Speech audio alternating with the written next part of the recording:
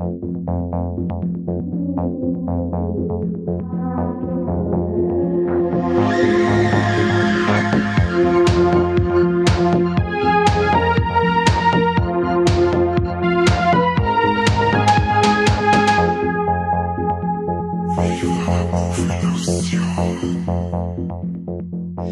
servus und habitäre zu einer neuen Folge Viva la Movolution Podcast. Und ich bin nicht alleine, wir sind heute zu dritt, aber bevor ihr es ausschaltet, keine Sorge, der Kani ist nicht dabei. Also, ich habe einen Corby mit dabei. Corby, habitäre. Hallo. Servus. Und einen very, very special guest, und zwar den Florian Scheurer, aka der Chef vom Hardline Film Festival. Servus, Flo. Hallöchen. Danke, dass ich da sein darf, wieder mal. Immer gern. Wie geht's dir denn so und was macht die Organisation? Ja, geht schon und ja. Nein, es muss, oder? Ja, wir sind auf Kurs, also wie die Titanic, ne? Oh Gott, okay, das klingt hervorragend. Ja, das ist Festivalorganisation, wie sie leibt und lebt und wie man sie hasst und liebt. So ist es einfach. Aber es liegt jetzt nicht an den neuen Medienpartner, oder? Na, das sind ja die schlimmsten. Hast du denen schon was gehört? Die haben einen Podcast, da gibt's einen Typen, der kennt nicht mal Terminator 2. Ja, das ist der Kani, oder? Ja, von dem hört man nur schlechte Sachen. Das ist der seine stinkenden Säckel da in die Kamera hält. Und beim besten Found-Footage-Film aller Zeiten das Kino verlässt. Ja, stimmt. Todsünde. Was stimmt eigentlich nicht mit euch? Obwohl du das letzte Mal sogar gesagt hast, es gibt keine Dokumentation, aber war der felsenfesten Überzeugung, nein, das ist jetzt ein Doku, was wir uns da anschauen. Ja, du, Corby, für dich habe ich wieder was vorbereitet in diesem Jahr. Extra Doku für dich. Ja, geil. Also nicht, aber was? Es wird ein Spaß, auf jeden Fall. Ein Moment, wo der Kani das Kino verlassen kann. Wir sind sehr gespannt wieder. Wir haben jetzt quasi 14 Tage vor dem Festival und schätze mal ein, zu wie viel Prozent hast du denn jetzt alles fertig? Boah, ja, gute Frage. Also das Ding ist halt bei der Festivalorganisation, dass man eigentlich immer ganz lang hier arbeitet an einem Punkt, aber wenn das letzte Prozent noch fehlt, dann findet halt einfach nichts statt. Ne? Also wenn du die letzte E-Mail nicht schreibst, weil die Kopie nicht kommt, ja, dann gibt's es halt nicht. Dann sind die 99% davor auch passé. Und deswegen muss ich sagen, ich bin nur ganz am Anfang. Wow, okay. Also so schlimm ist es nicht, aber ich lasse mir doch nicht in die Karten schauen. Pokerface. Also das heißt, es kann immer nur am 6.4. vor 19 Uhr ans Wasser fallen, oder was? Ja, so schlimm darf ich das jetzt nicht sagen, außer der Hase legt uns nur ein Ei, gell? Das ist alles noch möglich. Aber ja, doch, also es gibt immer Momente, wo man sich nicht so gefreut und wo Dinge dann nicht so umgesetzt werden können, wie man es gern hätte, wie beispielsweise ein Gast zum Eröffnungsabend, der eigentlich zugesagt war und der Flug schon gebucht war, der mir gestern noch abgesagt hat. Okay. Aus privaten Gründen. Das heißt, entweder der Gast zu The Leech oder zu Bloodflower. Zu The Leech, glücklicherweise, weil wenn der von Bloodflower fehlen würde, dann war der bei 3 Filmen nicht da. So. Na, der Eric Pennycoff von The Leech, der Regisseur, der wird Papa und da läuft nicht alles gut und so weiter. Und da, es ist halt, wie es ist, und ich als Papa einer 4-Jährigen kann das gut nachvollziehen. Auf jeden Fall. Der soll mal da bleiben, wo er ist und schauen, dass der Familie gut geht. Definitiv. Oder? Mike. Ja, und die besten Wünsche gehen raus an der Stelle dann. Ja. Weil genau. Es gibt nichts Schlimmeres, als wenn da irgendwas ist. Weil alles andere wächst sehr aus, aber wenn es von Haus aus der Stadt schon schwierig ist. Ja, ich weiß jetzt auch keine Details oder so und mag jetzt auch nicht dazu sehr was dazu sagen, aber es sind halt einfach, ja, wenn es mit der Familie halt eng ist, dann das ist einfach immer scheiße. Dann du kannst da nicht abschalten. Du kannst hier nicht steil gehen und Halligalli machen, wenn daheim irgendwie nicht alles klar ist. Steige und Halligalli machen, wie ist das allgemein so jetzt übers Hardline? Weil du hast es ja vorhin schon angedeutet, wenn nicht der Hase nur ein Ei legt mit Ostern, gehst du davon aus, dass am letzten Tag, am Ostersonntag, noch viel los ist?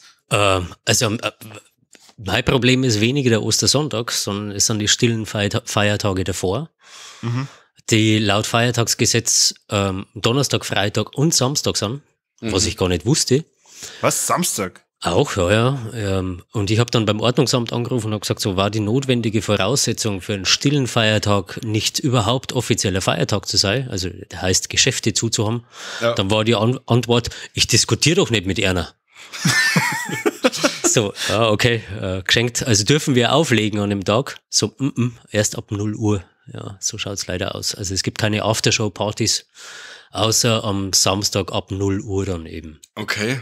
Das ist ja schon ein großer Einschnitt dann, oder? Weil die Party oder das Zusammensitzen nach die Filme am Schluss gehört ja doch zur Tradition dazu. Ja, du kannst ja trotzdem zusammensitzen. Also die Kinokneipe hat ja offen, aber es gibt halt keine Beschallung. Also es gibt keine Tanzattraktion oder so, wie man es nennen mag, aber man kann ja auch gemütlich beim Bierli zusammensitzen und einfach über Filme reden. Also dafür ist die Kinokneipe schon da. Mittlerweile sind wir ja in dem Alter, wo man sich ein wenig zusammensitzen mag zum Ratschen. Und wenn dann die Musik so laut ist, da kämen wir Alten nicht mehr so mit. Also ich find's gut, dass keine Musik nicht läuft. Ja, wir schon, da sagen wir dann, Corby, setz dich her, wir verzeihen dir was vor alte Zeiten. Damals, wie der Terminator rausgekommen ist. Das oh Mann. Hey, bis zu dem Hardline-Filmfestival habe ich den Fall schon gesehen, den Terminator. Ja, ich bitte dich darum, weil der echt super ist. Du wirst ausgefragt dann. Ja. Aber das heißt, an Kani müssen wir eigentlich dann während den Feiertage irgendwo festbinden. Und am besten dann auch noch irgendwie einen Mund verkleben, weil der macht immer nur Party. Ja, solange er keine Musik macht, ist mir alles recht. So. Wer weiß. Wenn der Kani Schreier anfängt, habe ich kein Problem damit. So, oder so, macht nichts. Aber das ist quasi schon die einzige Einschränkung, die jetzt quasi das Festival Code hat oder hat wegen Ostern, oder? Ja, soweit schon, genau. Super. Ja, also man muss halt aufpassen. Es steht im Feiertagsgesetz auch, dass man halt keine Unterhaltungsveranstaltungen machen darf, die dem ernsthaften Charakter der Feiertage entgegenstehen. Und wir haben jetzt in dieser Zeit keine Blätterkomödien oder so, von daher. Also bei uns geht's ja immer darum, dass man die Filme schon auch so einordnet, wie sie sind. Natürlich feiern wir das Genre mit allem, was dazugehört, aber das Genre, das wissen alle, die da drin stecken, hat eigentlich sehr viel Perspektiven auf relativ ernste Themen, selbst wenn sie es mit Augenzwinkern betrachtet. Aber das kannst du Leid, die Horrorfilme hassen, kannst du das nicht erklären. Ne? Nein. So. Aber ich sehe da eigentlich kein Problem, oder? Ihr? Nein. Überhaupt nicht. Und vor allem mit The Leech hat man sogar einen Film, der auch an einem christlichen Feiertag spielt, ne? Das ist ja doppelt super. Ist so. Gut, und ich finde ja kulturell austauschen, das fördert ja im Prinzip noch diese Besinnlichkeit, die man ja an so einem Feiertag dann entwickeln soll. Also von dem her finde ich, das Hardline unterstützt ja an der Stelle diese Osterfeiertage. Ja, so kann man es sagen. Also das heißt, echt Sonntag ist dann praktisch eigentlich der bessere Tag, wenn wir da Halligalli machen dürfen. Ja, offiziell darf man, ja. Da muss alles raus, was aufgestaut war die letzten Tage. Ja, außer in Corby seine Eier. Oder in Karne seine, oder deine, Mike. Ja, eben. Oh Mann, aufgestaut ist immer schlecht in diesem Podcast, echt. Ja, ein bisschen kommt immer alles raus. Apropos raus, mir ist noch was aufgefallen, wenn ich das Programm so durchschaue. Es hat einmal noch was geheißen von der Podiumsdiskussion. Kannst du da noch was sagen, weil die sehe ich jetzt im Programm nimmer? Du hast es vielleicht im Programm gesagt, dass wir Pelikanblut spielen. Ja. Ein Film, der eigentlich schon durch ist, aber in Deutschland ganz, ganz hart als Arthouse-Film verkauft worden ist. Also Kino gestartet ist, der Trailer ausgeschaut wie Systemsprenger 2. Und jetzt, wo er auf Amazon Prime läuft, schaut er aus, als war es Hereditary 2. Nichts davon ist er, aber von beiden mal ein bisschen. Ja. Und jetzt war halt die Idee, eigentlich eine Podiumsdiskussion, um diesen Film zu stricken. Das Problem ist, dass sowohl die Produzentin als auch die Regisseurin aufgrund von Ostern und Feiertage und familiäre Verpflichtungen keine Zeit haben. Und jetzt haben wir es umkonzeptioniert und haben überlegt, vom Verleih jemanden zu laden, vom Weltvertrieb und so weiter. Aber wir haben es nicht zusammengebracht, da anständige Podiumsdiskussionen aufzustellen. Und dann ist uns einfach die Zeit davor gelaufen, weil wir irgendwann das Programmheft drucken müssen. Dann haben wir gesagt, hey, weißt du was, dann gibt's halt dieses Jahr welcher Ostern jetzt einfach keine Podiumsdiskussion. Und machen wir es nächstes Jahr wieder und dieses Jahr schieben wir nur einen Film rein. Deswegen ist auch ein Film mehr wie ursprünglich angekündigt. Ah, sehr schön. So kommt das alles zustande. Aber Pelikanblut war also von Haus aus mit drin im Programm? Ja, da muss man kurz ein bisschen ausholen. Also der Pelikan Blut wollte ich immer im Programm haben, aber der ist halt in Deutschland, also der ist in Deutschland halt so krass als Arthouse-Film verkauft worden. Und auch der Trailer, wenn du den anschaust, du laufst ja davor, also als Genre-Fan. Außerhalb der deutschen Grenzen ist es so, dass der Film halt als Genre-Film echt gefeiert worden ist, bei richtig großen Festivals. Und ihr wisst ja, wir sind Méliès-Festival seit ein paar Jahren und der hat den Hauptpreis gewonnen als bester europäischer fantastischer Film. Und das ist halt irgendwie verrückt, dass man in Deutschland den Film nicht als Genrefilm wahrnimmt, aber außerhalb Deutschlands halt den Film für das feiert, was er ist. Ja. Und vielleicht muss man dann als Genrefan einfach nur mal entdecken lernen. Und deswegen wollte ich dem jetzt einfach einen anderen Rahmen geben. Das ist mir wichtig, den mit Fans einmal zu schauen. Also ich freue mich schon drauf, weil ich kann mich daran erinnern, der Mike hat ihn, glaube ich, so in eine von den ersten Borlex dabei gehabt und hat den auch damals gefeiert. Ich war jetzt bloß überrascht, weil, ja, 2019, aber du hast es eigentlich ja ganz gut erklärt, wenn der gerade in Deutschland nicht unbedingt das Publikum erreicht hat, wo es eigentlich hin soll. Also ich freue mich schon drauf. Insgesamt ist mir aufgefallen, haben wir recht wenig deutsche Beiträge. Richtig, das ist natürlich auch die Krux und deswegen ist er am Ende auf Pelikan Blut rausgelaufen. Also wir brauchen ja einen deutschen Film, das ist eine Auflage von der Förderung vom FFF Bayern. Aber die Einreichungen, die wir in diesem Jahr gehabt haben, die haben einfach nicht passt. Also ich habe keine Möglichkeit gefunden, die anständig zu programmieren. Das waren keine schlechte Filme oder so. Aber die haben halt einfach nicht in die Dynamik der Festivalprogrammierung passt. Aber irgendwie musste ich ja einen deutschen Film da einbauen und das wollte ich halt das mit der Podiumsdiskussion koppeln und da halt in der Diskussion eigentlich auch zum Gegenstand machen, warum der beste deutsche Film kein deutscher ist, sondern österreichischer in diesem Jahr. Nämlich Smother, der in Österreich als Heimsuchung verkauft wird und bei uns internationale Premiere feiert. Und der wäre quasi, davor war Pelikan Blut gelaufen und danach wäre Smother gelaufen. Und das wäre der perfekte Rahmen gewesen, um das einmal auseinanderzunehmen. Was läuft eigentlich bei uns falsch und warum läuft es bei den Österreichern so gut? Das war mal eine Frage gewesen, die ich mir beantworten kann. Nach dem letzten Jahr habe ich eigentlich gemeint so, hey, Aufbruchstimmung, da tut sich was. 3 deutsche Filme gehabt, die alle Bombe waren. Genau. Ja.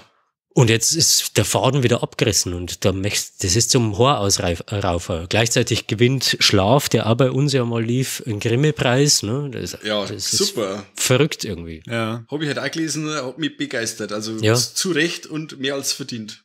Ja, aber warum traut man sich dann in Deutschland nicht Genre-Kino zu machen, sondern muss Pelikan Blut als Arthouse-Film verkaufen? Es ist mir halt einfach ein Rätsel. Ja, und das war halt der Grund, weshalb Pelikan Blut unbedingt im Programm sein hat müssen.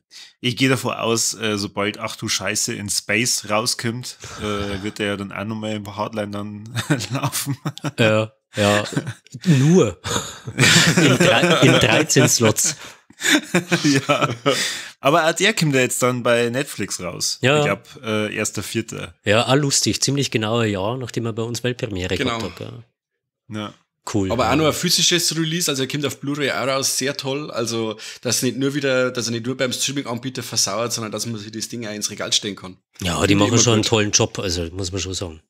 Jetzt weiß ich nicht, gästetechnisch, jetzt wenn noch einer weggefallen ist, habt ihr dann irgendeine Alternative oder ist nur mal jemand weggefallen oder habt ihr nicht mehr dazu gekriegt oder hat es da im Karussell noch was gegeben oder ist soweit sonst alles gleich geblieben?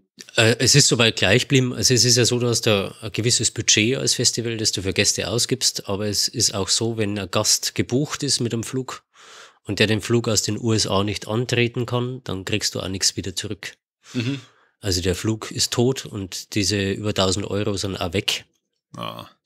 Und deswegen können wir uns auch keinen neuen leisten, der das irgendwie ersetzen könnte. Ach du Scheiße. Ich habe jetzt nur überlegt, ob man das umschreiben kann, auf einen anderen Namen und Jeremy Gardner holt oder so. War irgendwie lustig gewesen und hätte zum Film passt, aber das ist leider nicht erlaubt. Man darf die Namen nicht umschreiben, wenn man nicht Business Class fliegt und dann war man mit dem 1.000 auch nicht hingekommen, sondern dann hätte die ganze Geschichte halt, keine Ahnung, 5.000 Euro gekostet oder so. Wahnsinn. Ja, und da haben wir ja einen Arsch einfach zu weit unten. Aber der Regisseur von Bloodflower und den weiteren Beiträgen wird ja da sein, wo ich jetzt gerade Respekt habe, den Namen auszusprechen, weil ich mir nicht sicher bin, ob ich ihn richtig ausspreche. Ich höre. Dain Said? Ja, perfekt, ist doch schön. Ah, okay. Ja. Also eigentlich heißt er Dain Iskandar Said. Sein echter bürgerlicher Name im Personalausweis den ich nur habe, weil ich im Flug für ihn buchen musste, der liest sich nochmal ganz anders, aber den lese ich nicht laut vor. Ja, also der kommt auf jeden Fall zusammen mit seiner Produzentin Nandita Solomon, die auch aus Malaysia anreist, und zusammen haben die Interchange und Bloodflower gemacht und zusammen haben die auch eine Firma, nämlich Apparatfilm, und Apparatfilm ist so der Inbegriff dessen, was internationales Kino aus Malaysia angeht. Also die sind da echt große Nummer und die werden beide halt zum Festival kommen, um diese Filme zu präsentieren bei uns. Ja, cool. Es ist immer wieder faszinierend, was das da für Leute auftreibt, eben auch für euch ein Director Spotlight, weil der hat ja doch schon eine ordentliche Vita, aber ich habe von dem noch nie was gehört. Also das ist immer wieder respektabel, was das da aus dem Hut zaubert. Na, das ist ja eigentlich, deswegen gibt es ja als Director Spotlight, weil es so Leute gibt mit dieser Vita, die einfach, also du musst das Zeug kennen, weil das echt super ist. Außerhalb von Deutschland, bei A-Festivals ist dieser Name omnipräsent. In Sitges kennt den jeder, aber in Deutschland hat noch nie jemand was davon gehört. Das ist halt wirklich bitter. Also Interchange, der in Locarno lief und damals bei uns im Festival nur nicht lief, weil der Weltpremiere in Locarno gehabt hat. Keine Ahnung, was die mit dem Festival gehabt haben. Also dass der jetzt eigentlich nie einen Weg zu uns gefunden hat, ist wirklich beschämend. Also ein wirklich spitzenmäßiger Serienkillerfilm, den man einfach entdecken muss. Also, und ich bin froh, dass ich ihn jetzt in diesem Kontext nochmal zeigen kann. Cool. Ja, verspätete Deutschland-Premiere hat was. Ja. Ansonsten, es gibt ja nur mehr Deutschland-Premieren. Am zweiten Tag dann, am Freitag, den Daughter. So ist's. Ein Film, so ein Entführungsthriller, wie man auch von Chained, von der Jennifer Lynch kennt, aber mit ganz starken Yorgos Lanthimos-Vibes. Also der ist halt hochartifiziell, ohne jemals zu künstlerisch zu sein.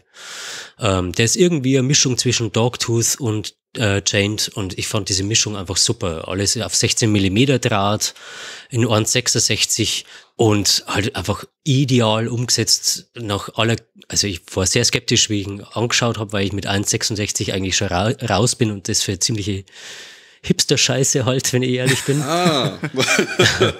Aber wenn der Film was draus macht und das tatsächlich gut verortet und das im Plot auch Sinn macht, dann bin ich da ganz offen dafür, und das macht er auch. Also man darf nicht zu viel wissen, in welche Richtung das er geht, weil sonst zerstört man sie ein bisschen. Das war ja traditionell immer so, diesen Freitags-Nachmittagsslot, vorher war es der Donnerstag-Nachmittagsslot, war ein bisschen als Geschenk an die Dauerkartengäste, dass man so früh schon im Kino ist und sich frei genommen hat und sich schon vorher Karten gekauft hat, weil traditionell sind da weniger Laufkundschaft da, sondern eher nur die Hartgesottenen, und die sollen auch die Möglichkeit haben, da was zu entdecken, und da ist dort ja schon der richtige Kandidat dafür. Cool. Das ist der mit dem Caspar Van Dien, oder? So ist's, ja. Ah ja. Der nicht kommt. Was? Entgegen aller Gerüchte, er kommt nicht. Was stimmt eigentlich nicht mit alle? Also wäre schon cool. Ja. Ich schreibe ihm. Okay. Dass du nur einladen magst, vielleicht kann er auf deiner Couch schlafen oder was. Ja, gern. Er darf ja zu Terminator 2 mit. Ja. Vielleicht planen wir mit ihm ein Remake. Sagst, Kasper, komm vorbei. Der Kasper. Genau. Und dann geht's weiter mit Soft and Quiet. Das ist aber jetzt keine Premiere. Ja, aber super Film. Leck mich am Arsch, der ist harter Tobak, ey. Ja, ich hab das gehört, dass das ein richtiger Stimmungsverderber ist. Ja, eine grobe Sau, leck mich am Arsch. Also. Ein Stimmungsverderber, und das dann gleich als zweiter Film? Ja, muss man machen. Es bringt nichts. Also man muss schon mal die Flaggen abstecken als Genrefestival, dass wir nicht zum Spaß da sind. Ne? Keiner hat gesagt, dass es Spaß ist. Ja, genau. gut, und es ist auch nur Karfreitag, das stimmt. Ja. Also das geht eigentlich dann schon gar nicht anders. Ihr wisst es ja, also wir sind als Festival schon extrem weit links einzuordnen, und wir zecken Menge halt so politisches Genre-Kino schon recht gern, und das macht er halt gut. Das meine ich sogar One-Take, oder? Er tut halt so, ne? Das ist wieder so, eins dieser Beispiele. Also er tut da so, als war er tatsächlich in Echtzeit, was er auch nicht ist. Also das, aber er nimmt dich auf diese Reise mit und du glaubst das schon. Also das funktioniert durchgehend eigentlich. Sehr schön. Ja, und beginnt so, dass du denkst, du bist im falschen Film, und dann, wenn er kippt er aber so grob. Boah, schon hart. Ja. Aber gut, sehr, sehr guter Film. Und für gute Filme verzichte ich auf jede Premiere dieser Welt, weil darum geht's ja nicht. Ne? Ja. Muss ja nicht sein. Du hast aber dafür gleich im Anschluss ja nochmal eine Deutschland-Premiere. Dann nochmal vom Dain Said. Und da ist natürlich ja interessant, der Film ist 2016 ja entstanden oder veröffentlicht worden und es ist trotzdem eine Deutschlandpremiere. Ja, das ist der, wo ich gerade gesagt habe, dass der in Locarno war und in Locarno lief, aber bei uns halt dann deswegen nicht untergekommen ist. Und kein anderes Festival in Deutschland hat sich diesen Film gekrallt, warum auch immer. Das wird man nie erfahren, wird man nie wissen. Film lief in Venedig, in Locarno, in Toronto, glaube ich auch. Also A-Festivals durch die Bank. Hervorragende Kritiken gehabt, aber bei uns hat keiner diesen Film genommen. Schlimm. Wie ist es so allgemein aktuell schon von den Kartenverkäufe oder sind die Einzelkarten da noch gar nicht freigeschalten? Ich habe bloß gelesen, die Dauerkarten sind ja praktisch schon weg. Ja. Also zeichnet sich schon irgendwo was ab, welcher Film auf jeden Fall auch schon komplett dicht ist? Na, das ist zu früh. Also Karten gehen ja normalerweise so um die 2 Wochen vorher in den Verkauf. Ich programmiere gerade die Webseiten, dass ich die Links freischalte. Also wenn der Podcast rauskommt, dann werden die auch verfügbar sein. Wir haben auch dieses Jahr eine Lösung gefunden für die Tagestickets. Auch die werden online kaufbar sein. Dann kann man sich da mit Karten eindecken. Aber das ist noch viel zu früh, da irgendwas festzulegen oder irgendwas auszuplaudern. Weil ich glaube, beim letzten Mal, da haben wir ja auch vorher geredet, da hast du schon verlauten lassen, oder es war vielleicht aber auch zum Beginn vom Festival, dass ja bei dem Medium da schon ziemlich alles voll ist. Ja, da waren wir später dran, glaube ich. Ja, ich kann mich nicht mehr genau erinnern. Aber wir waren eigentlich nie 2 Wochen vorher mit dem Verkauf dran. Also 2 Wochen vorher ist so die Faustregel. Weil da kann man vielleicht auch noch ganz kurz thematisieren. Es gibt ja dieses Mal keine Online-Variante. Also das heißt, also wenn man in den Genuss kommen will von diesen Filmen, dann soll man oder muss man sich auf den Weg nach Regensburg begeben. Ja, geil, oder? Ja, ich finde schon. Schöne Stadt. Ja, und also es gibt doch nichts Besseres wie Filmfestival. Also nicht wie daheim hocken auf der Couch und mit keinem über das reden, was vorher und nachher gelaufen ist, sondern ja, du brauchst doch einen Kontext. Also du kannst so eine Filmfestival-Stimmung einfach nicht ins Internet transferieren, das geht nicht. Absolut. Und deswegen auch immer wieder lobend erwähnt, jetzt diese Stunde Pause zwischen die Filme, weil das lädt dann nochmal so richtig ein, dass man sich über die Filme nochmal unterhält, sie auskotzt oder in den Himmel lobt oder was auch immer. Aber man kann nicht wirklich nochmal, mit Leid reden über das, was man gesehen hat. Und ja, aber Maike, eine Stunde ist nimmer. Ist nimmer? Nein, das war ja wegen Corona so. Ja. Und es ist jetzt eine halbe, 3/4 Stunde dazwischen, je nachdem, wie das Q&A dauert. Ne? Also, aber eine Stunde ist es nicht mehr. Ich habe auch einen größeren Block eingebaut, wo man dann wirklich eine 3/4 Stunde Zeit hat und sich mit dem Catering ein bisschen eindecken kann und ein bisschen was futtern kann. Aber zwischen jeder Vorstellung eine Stunde macht tatsächlich keinen Sinn und damit ziemlich viel Kritik kriegt. Okay. Von Leuten, die nicht so viel ratschen. Also dem einen passt es, dem anderen nicht. Ne? Das ist halt das. Ich habe es mir schon gedacht, also mit einer Stunde hat es gar nicht hin, wenn man sich jetzt gerade das Programm anschaut. Das geht ja immer um 13 Uhr los. Genau. Zumindest ab Freitag. Der nächste geht dann um 2:45 schon weiter. Also Genau. Mike, eine Stunde ist das nicht. Ja, ich hätte besser schauen sollen. Ich hab jetzt, wie gesagt, dieses Programmheft online jetzt gerade erst aufgeklickt und hab das jetzt selber gerade erst gesehen, was es mir das sagt. Aber gut, jetzt wisst ihr es auf alle Fälle. Ja, so ist. Dafür sind wir ja am Ende da, dass wir das erklären, gell? Genau. Dem einen lernen wir, weil man Terminator 2 anschaut. Verdammt. Den anderen lernen wir wieder so ein Timetable liest, oder? So ist. Weißt du, was du unsere Leute noch sagen kannst? Hat das gestimmt jetzt mit der Veg Amy? Die kommt auch, gell? Die sorgt dafür, dass wir wieder bei Kräften bleiben. Genau, die macht wieder veganes Catering. Die Frau macht auch eine Kneipe, eine Punkerkneipe in Regensburg. Und ist uns sehr ans Herz gewachsen, wird wahrscheinlich am Mittwoch ein inoffizielles Warm-up machen bei ihr im Büro. Also Büro heißt die Kneipe, wo man schon ein bisschen vorglühen kann und ist, glaube ich, ein wichtiger Teil unserer DNA und ich hoffe, dass das nur ewig so bleibt, dass die unser Catering macht. Cool. Die muss unbedingt das Teig-Curry wieder machen, das war so gut. Ich sag's ja, wenn es ich. Bitte darum. Ich sag's ja dann auch, wenn ich sag, sag ich es auch nochmal. Ja, sagst dir, jetzt hast du kein Thai Curry gemacht. Was ist denn los? Hörst du unseren Podcast nicht? Ja, was furchtbar. stimmt nicht mit dir? Dann machen wir noch weiter mit Gästen und zwar bei Flowing, ein italienischer Beitrag, aber auch eine Deutschlandpremiere. So ist's. Film, den ich gar nicht auf dem Schirm gehabt habe, wie ich in Sitges war und der eigentlich nur Lückenfüller war für mich im Programm. Das Plakat war nicht richtig gut, der Titel hat mich nicht angesprochen. Italienische Filme waren die letzten 25 Jahre jetzt auch nicht so das Gelbe vom Ei oder selten, sagen wir mal. Und dann gehst halt da rein und das war die Überraschung des Jahres. Leck mich am Arsch, ist das ein super Film. Und dann war mir sehr schnell klar, dass ich den Film haben möchte und bin jetzt sehr, sehr froh, dass wir den zeigen dürfen, zusammen mit Paolo Stripolli, der auch kommt und den Film vorstellt und das ganze Festival da sein wird. Cool. Hat er sonst irgendwas gemacht, was man kennen könnte? Ja, a Classic Horror Story steht da. So ist's, genau. Hat der Mike auch schon einen Podcast drüber gemacht? Hat er? Über was? A Classic Horror Story aus Netflix. Ach ja, um Himmels Willen, der war wirklich sehr gut. Ja, es ist halt ein bisschen was anderes, was der macht. Also der bricht Ja. halt schon Stereotypen auf. Also wenn man diese Plotline so liest, dann denkt man ja ganz automatisch irgendwie an Zombie-Filme und so weiter. Kennt man schon alles, weiß man alles. Aber es hat nichts, aber genau gar nichts mit Zombies zu tun. Und das ist so erfrischend. Ein richtig atmosphärischer, grober, düsterer Horrorfilm, wie er sein Doku. muss. Ach so. Sehr Oh schön. Mann.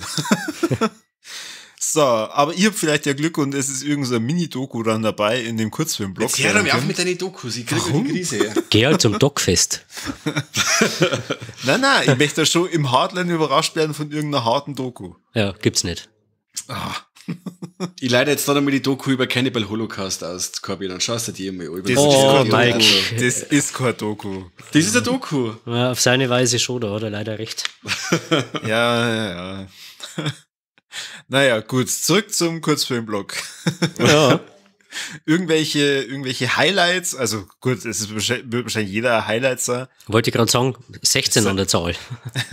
Es sind ja diverse Premieren dabei, aber auch, ein paar, die keine Premieren sind. Mhm.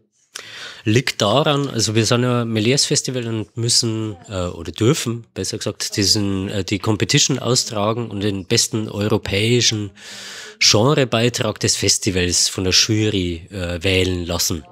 Und dieser Gewinner unseres Festivals, der läuft dann in Sitges gegen die Gewinner aller anderen Méliès Festivals.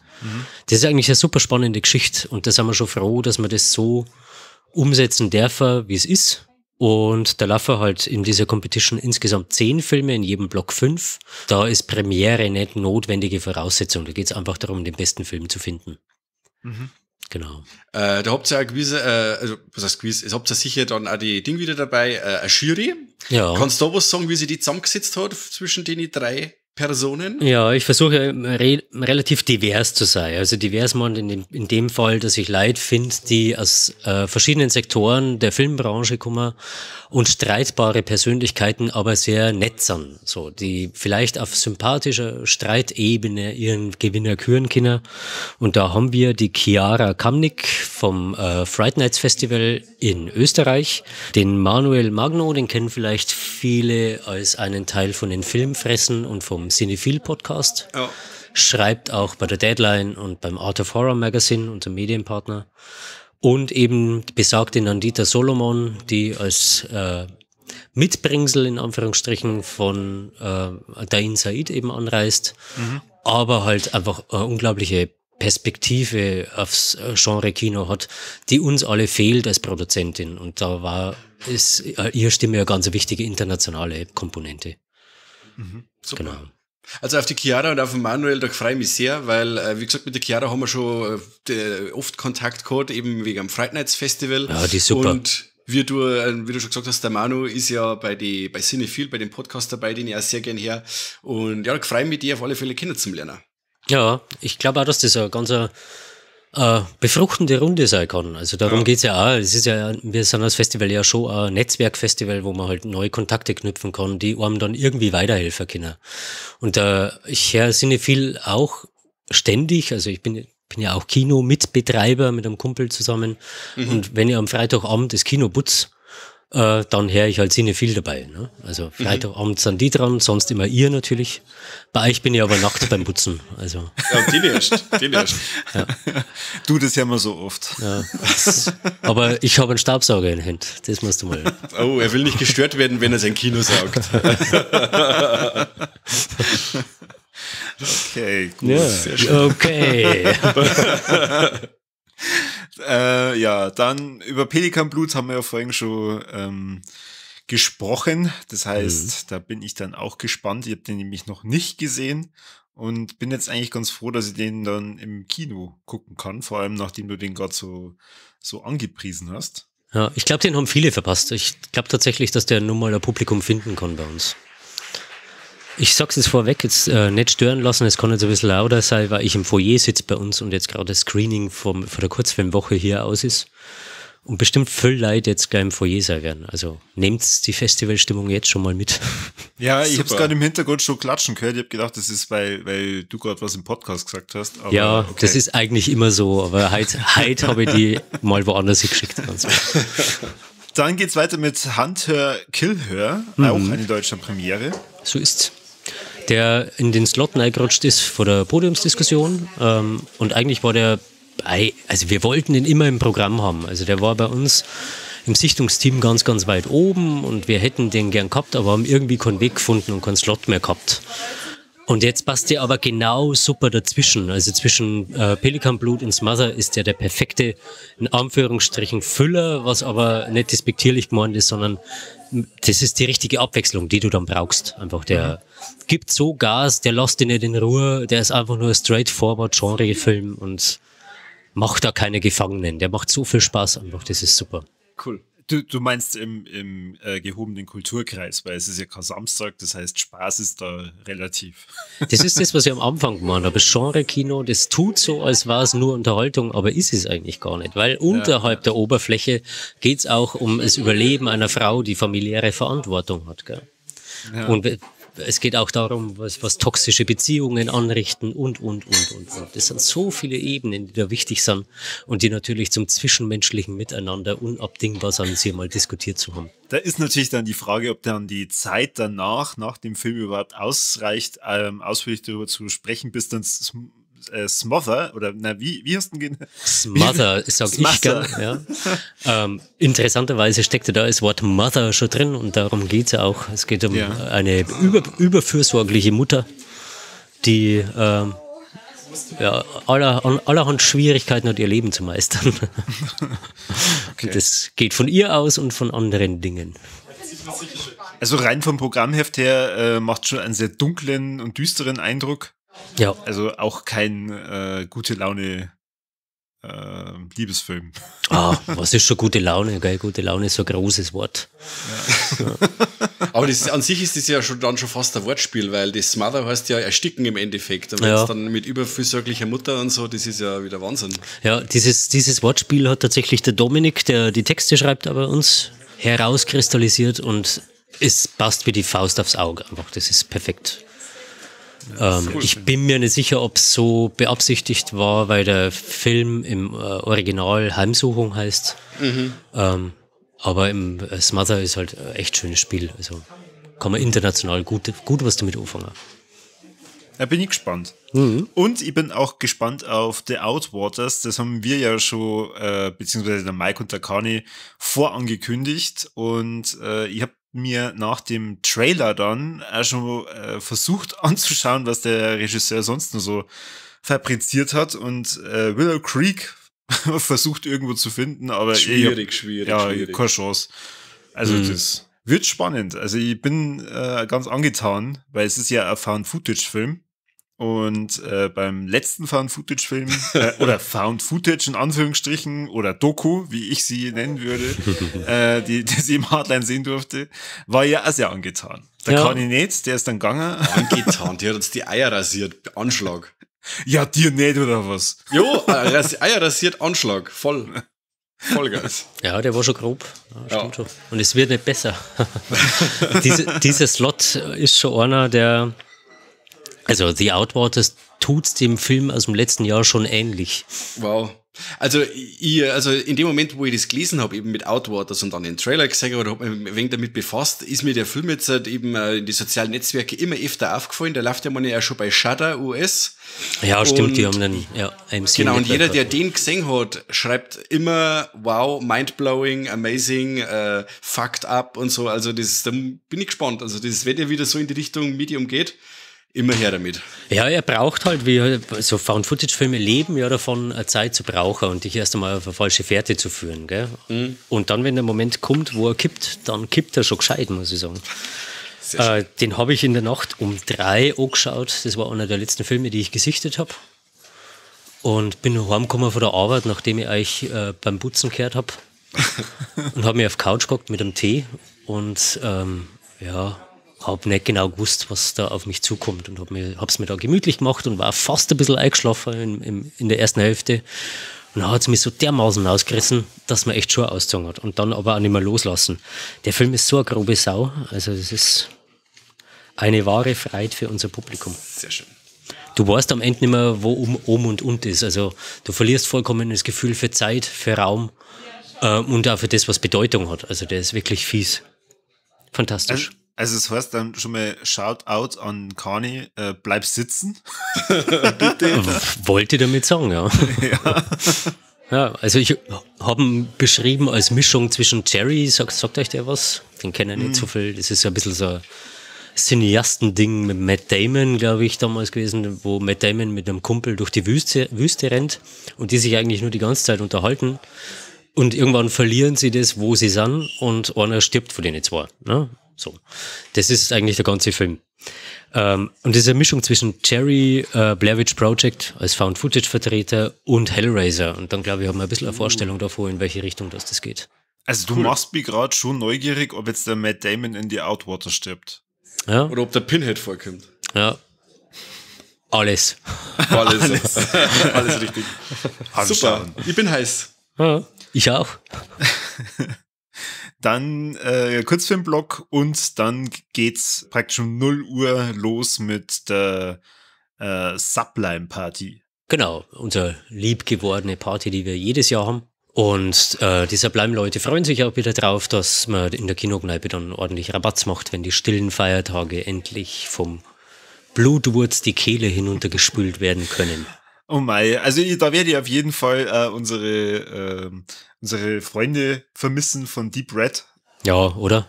Ja, absolut. Letztes Jahr bei der Party habe ich mit dem Benedikt zusammen versucht, eine Umfrage zu starten, wie wichtig das ist, dass man wieder Ninjas mehr ins Filmgeschehen einbaut. Na, da haben die zwar schon einen Punkt, Mike.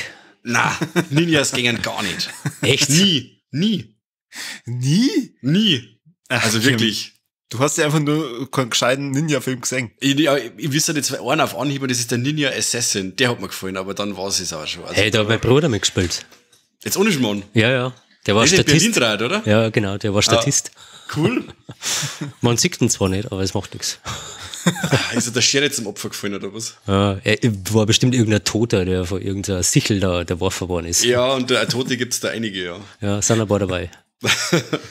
Ja, gut. Also vielleicht schaffe ich das ja in dem Jahr dann, den ein oder anderen dafür zu begeistern. Dass jetzt du suchst einfach ein gescheites Thema aus und dann machen wir es mir zwar. Ja, was? Ninjas ist doch ein gescheites Thema. Nein, ich mag etwas anderes für Ninjas. Ah, okay, überleg mal was. Überleg dir was. Ihr schaut einfach einen Abschlussfilm an, dann wisst ihr wieder, was Ninjas gut machen und dann habt ihr wieder alle Bock auf Martial Arts und dann schaut ihr mal einen Ninja-Film an, gell? Gut. So macht es. Der Mike lernt den Corby Terminator 2 und der Corby lernt den Mike Ninjas. Okay. Das klingt fair. Ja. Ich muss schon drauf schauen, dass es euch gut geht, Kinder. Unbedingt. Ich bin dann auch noch gespannt auf Blaze. Das ist ja dann der Eröffnungsfilm am Sonntag. Ja. Der Film ist ja meistens der Publikumsliebling, gell? In 4 von 5 Fällen, ja. Wahnsinn. Dieser Slot hat es den Leuten schon angetan und deswegen suche ich da schon immer was Besonderes aus. Und das sind halt schon immer Genre-Hybriden, die nicht ganz klar Horrorfilme sind, sondern mal ein bisschen Coming-of-Age-Drama sind, wie bei Ashura, mal ein bisschen kreatives Indie-Kino sind, wie bei Dave Made a Maze, ne? Und ich würde sagen, der Film steht ein bisschen dazwischen. Also der macht von beiden ein bisschen was. Ist ein ganz schon Patchwork-Film wie auch Dave Made a Maze, aber halt schon auch so ein Coming-of-Age-Film wie Ashura und ist von beidem was und von beidem nix. Wirklich ein super Film. Und wer nach dem Film nicht warnt, hat kein Herz. So ist. Also, ich habe mir den Trailer angeschaut und ich habe an 7 Minuten vor Mitternacht denken müssen. Ja, den habe ich nie gesehen, aber ja, der Vergleich stimmt wahrscheinlich, den habe ich öfter gelesen, ja. Ich habe an Wo die wilden Kerle wohnen auch denken müssen, an Beasts of the Southern Wild, das ist schon ganz ein klassischer Vertreter von diesem magischen Realismus. Und vor allem, wenn du dann auch noch sagst, naja, wer da nicht warnt, der hat kein Herz. Also 7 Minuten vor Mitternacht, das ist auch schon so ein Ding, da sitzt man da und denkt sich, nein, ich meine jetzt nicht. Ist es so? Na, Ja. Doch. Okay, ich der hole hat mich so nach. kalt gelassen wie sonst noch Ja, was. weil du Aber auch kein Herz hast. Ja, du bist ja bloß immer vor lauter Splatterfilme und Ein kranken lauter Scheiß. Score. Naja, das ganz gar ist. aus ist so geil. Naja, gut. So, und wenn wir uns ausgeholt haben, dann geht's praktisch wieder weiter mit dem Dain Said. So ist mit seinem dritten Film Bunohan, der in Deutschland schon erschienen ist auf Blu-ray mit einer unterirdischen Synchro, die tatsächlich die Bedeutung immer wieder auf den Kopf stellt. Also da hat weder jemand das Buch gegengelesen bei der Übersetzung, noch sich die Mühe gemacht bei der Regie, sich zu überlegen, wie man das betont, dass es in einem richtigen Bedeutungskontext steht. Jetzt, wenn du die deutsche Version anschaust von dem Film, hast du eigentlich keine Ahnung, um was es eigentlich gehen soll, weil du es einfach nicht verstehst. Also du denkst, das ist so zerfahren alles. Derweil ist der aber ziemlich straighter Arthouse Mystery Thriller und das macht er eigentlich ganz gut. Also Okay. Ja, cool, weil der Trailer vermittelt ja nämlich auch ganz was anderes. ja, hey, hör mal auf. Du, weil, wie gesagt, wir kann ja nur vom Trailer reden und du hast ja wahrscheinlich unsere erste Hardline-Ankündigungsfolge gehört und wenn wir mir dann so Raid-Vergleiche ziehen durch diese Kampfszenen, die da in dem Trailer sind, ja. Habe ich gleich kassiert. Wie es gemacht worden sind, habe ich schon wegkassiert. Ja. Na, aber ich glaube, ich habe euch doch die Katalogtexte vorab geschickt. Da Ja. habe ich eigentlich schon angekündigt, dass der wirklich entschleunigt ist. Und also man muss sich schon drauf einlassen. Und ich glaube, wenn es was kann, was jemanden in den Sog mit reinzieht, dann ist es halt Kino. Eine große Leinwand und ein Publikum, das bereit ist, mitzumachen, wenn ein Regisseur da ist, der seinen Film präsentiert. Ne? Also ich glaube, dass der funktionieren kann, der ist aber nicht der klassische Hardline-Vertreter, muss man auch sagen. Okay. Aber man erkennt halt, also weil es geht beim Director Spotlight immer darum zu sagen, ex post, wir fangen ja immer mit dem neuesten Film an und gehen dann zurück im Schaffen. Und da kann man quasi aus dem neuesten Film heraus sehen, was damals schon da war, was schon darauf hingewiesen hat, dass das hätte passieren können. So. Und das finde ich immer spannend beim Director Spotlight. Und das kann man mit Bunohan sehr gut, weil da schon alles da ist, was er dann in seinen späteren Filmen gemacht hat. Also ich bin auf alle 3 Beiträge von ihm sehr gespannt und ich muss sagen, ich habe da recht wenig Berührungspunkte mit malaysischen Filmen. Wer hat das schon, ja. Ja, du hast es ja auf der Homepage entsprechend schon geschrieben. Wenn man an den asiatischen Film denkt, oder dann merkt man halt viel vielleicht nur aus Südkorea oder aus Japan. Aber Malaysia hat man halt da sehr selten irgendwie am Schirm. Naja, Zumindest in Deutschland. Indonesien hat sich halt hervorgetan, aber Malaysia hat halt ein starkes Zensurproblem. Das hat auch der Dain Said schon gespürt. Sein eigentlicher Erstling war nämlich Dukun oder Dukun, ich weiß gar nicht, wie man es richtig ausspricht, der sich um eine Massenmörderin dreht, die in die 80er Jahre in Malaysia eben hat dieser Mord ziemlich für Aufsehen gesorgt. Und der ist halt verboten worden im Land. Und entsprechend erst 2018 oder 2019 offiziell veröffentlicht worden, obwohl er 2008, glaube ich, gedreht worden ist oder 2009. Und weil der so viele Schwierigkeiten gehabt hat mit diesem Film, ich hätte den gern als ersten Film gezeigt, weil Bunohan eben schon mal raus war bei uns. Aber der Dain Said hat gebeten, dass wir den eben auslassen, weil er mit dem so viele Schwierigkeiten gehabt hat. Also das muss man halt wissen, wenn es um Malaysia geht, dass da einfach eine krasse Zensurgeschichte gibt. Du kannst nicht einfach Genre-Kino machen bei denen. Das ist ja schon fast schon wie bei dem Holy Spider, da wo sie die Hauptdarstellerin, glaube ich, die hat ja aus dem Land fliehen müssen und so, oder? Ja, also ganz so krass ist nicht, weil er bezieht halt keine religiöse Position, aber er macht halt den kontroversesten Mord einer Nation macht er zum Thema. Das ist ein bisschen wie bei uns, der Kannibale von Rothenburg, ne? War die ersten Jahre, war da auch nichts mit der Veröffentlichung. Ja, also ich glaube, so ähnlich muss man das einschätzen. Okay. Aber da wird man dann vor Ort bestimmt befragen können. Ja, wird bestimmt sehr interessant, den dann zum Interviewen. Ja, dürfte ja, gell? Dürfte ja. Was? What? Okay, ich hoffe, er kann Deutsch. Ja, du, wir setzen da einen hin, der Deutsch das schon aus. Okay, da Sehr kann schön. ich. Passt. Auf der 15. kann der jede Sprache. Du auch? Nein, ich fange dann das Schlafen an wahrscheinlich. Auf Ach der so. 15. Ja, wenn du am Sonntag überhaupt da bist, Mike. Ich tue mein Bestes. Also ich werde wahrscheinlich, also zur Band bin ich auf jeden Fall da. Das ist dann 19 Uhr, eine Stunde brauche ich auf Regensburg. Ich muss jetzt erst nur mit der Family Ostereier suchen und dann, wenn alles um ist, kriege ich es okay. Jetzt darfst du wieder fahren. Und Ach, dann, du kommst auf Nacht wieder, Mike, super. Ich Das hab tue mein nicht gewusst. Bestes. Also wenn das Okay. alles so läuft, wie ich mir das vorstelle, dann bin ich auf Nacht wieder da. Weil ich nämlich unbedingt Doll Circus singen möchte. Mhm. Unbedingt. Also die Band ist ja jetzt am Montag angekündigt worden und ich war sofort schockverliebt. Ich habe mir ein paar Lieder angehört. Das ist ein richtig rotziger Mädelspunk. Früher hätte man Weiberpunk gesagt, aber weil es so richtige Röhren sind, auf die Fotos und so, was man so sagt. Und ich glaube, dass die auf der Bühne voll die Power mitbringen. Ja, also die Shake, die kenne ich ja schon relativ lang, also die Frontfrau. Schackel, wie es heißt bei uns. Okay. Und die ist der größte AC/DC-Fan der Welt, schreibt auch fürs Classic Rock Magazine in München und weiß halt einfach, was sie da macht. Also die macht halt einfach ihren Rotzrock da mit Punk-Einflüssen und ein bisschen Glam-Metal. Also es ist halt voll ihr Ding einfach. Dieser DJ und das ist wieder das wird Bombe. Also ich habe da auch ziemlich Bock drauf. Und bei uns ging es ja jetzt nach der Misere im letzten Jahr ein bisschen back to the roots, dass wir gesagt haben, wir werden das Festival zeitlich wieder kleiner, wir streichen den ganzen Tag, machen wieder mehr unser Ding und da war halt einfach zurück zum Rock einfach unsere Ansage in diesem Jahr zum 10. Festival. Sehr schön. Da müssen wir gerade noch schauen, dass wir dann den letzten Film überhaupt noch auf die Sitz anschauen können, weil wenn das die Leute so abgängen, wie ich das glaubt, dann werden die Sitz rausgeschmissen, dass wir gescheit tanzen können. Ja, dann sitzt euch am Boden, das schafft's schon. Und irgendwie muss gehen. Ja, wir helfen euch dann wieder auf, euch alten Leute, das geht. Oh ja, ich bin fast 40, bitte helfen Sie mir raus. Ja. Okay, und vor dem letzten Film The Fist of the Condor gibt es nur die Preisverleihung. Ja. Dann Fist of the Condor startet dann wann ungefähr? Weil sagen wir mal, das hast du jetzt alles so in dem Blog, wahrscheinlich erst dann, wenn die letzten aufgehört haben zum Tanzen, oder? Ja, genau. Ja.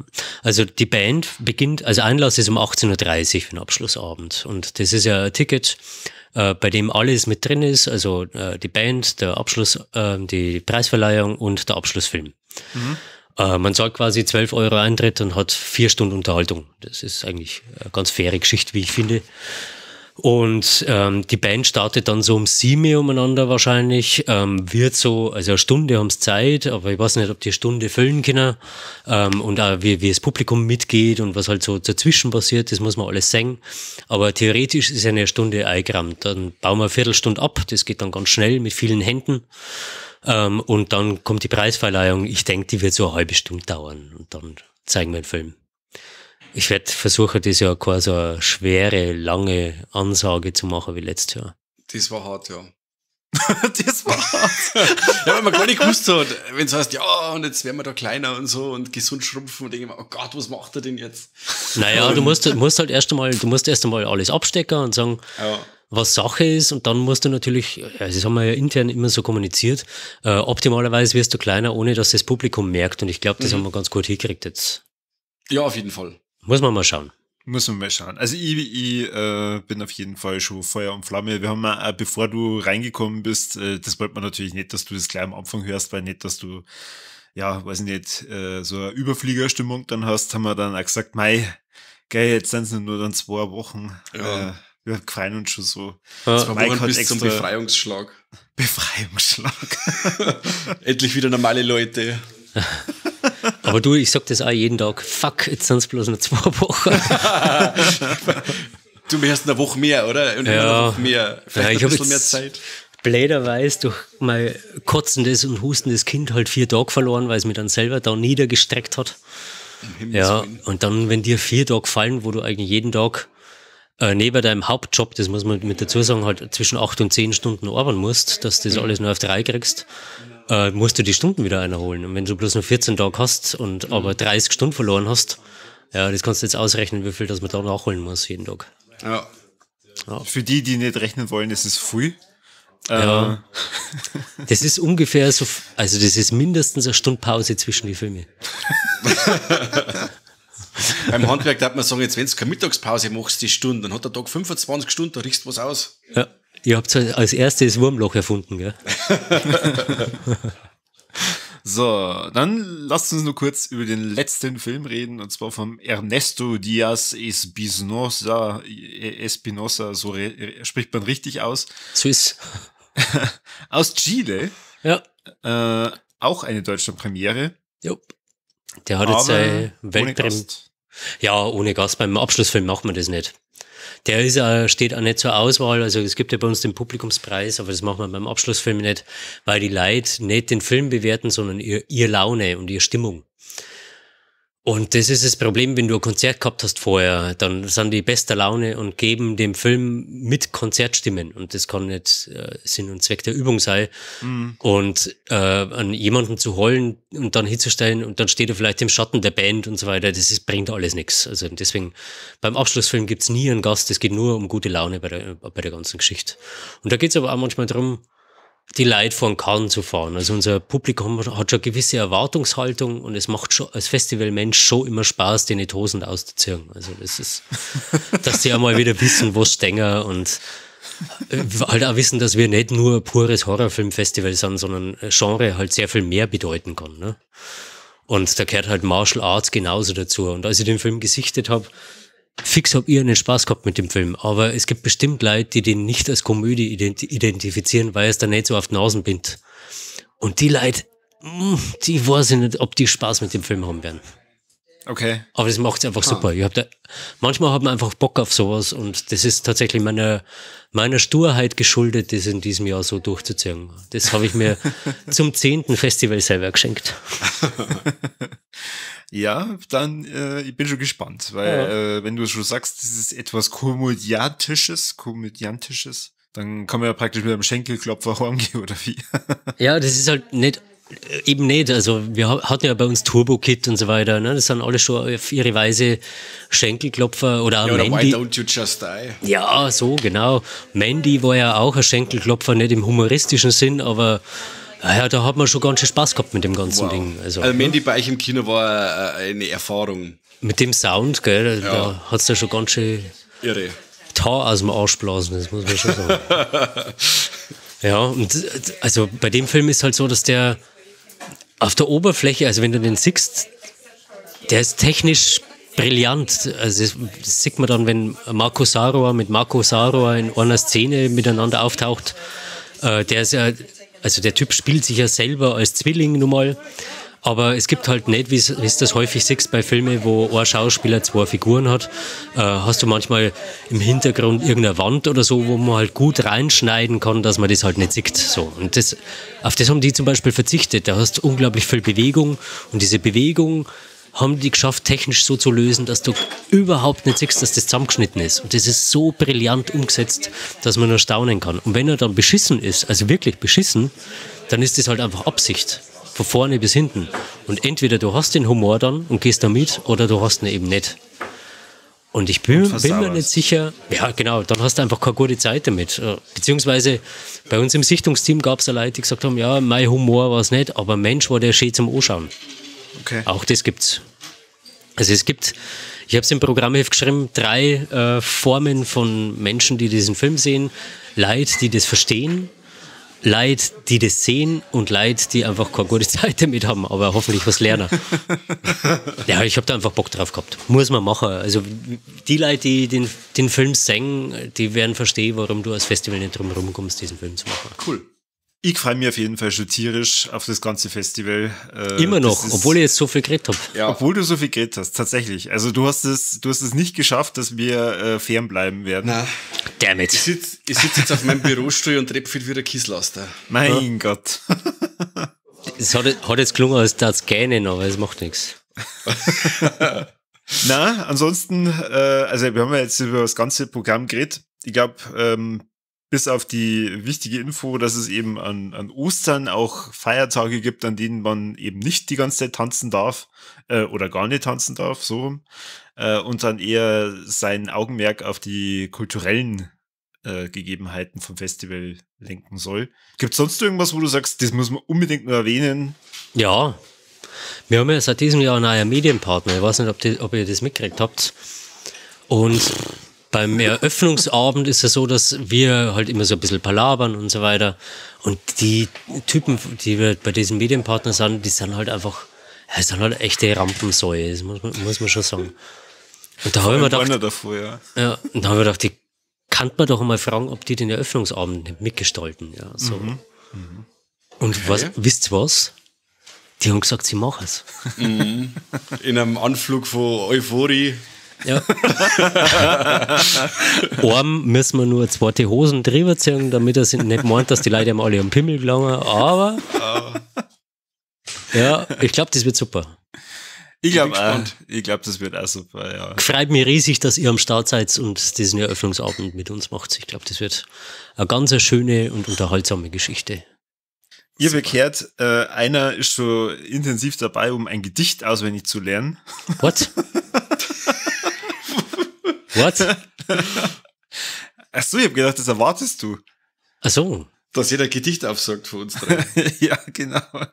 Ich erwarte alles von euch. Also, alles, was ihr euch ausmalen könnt. Genau. Okay.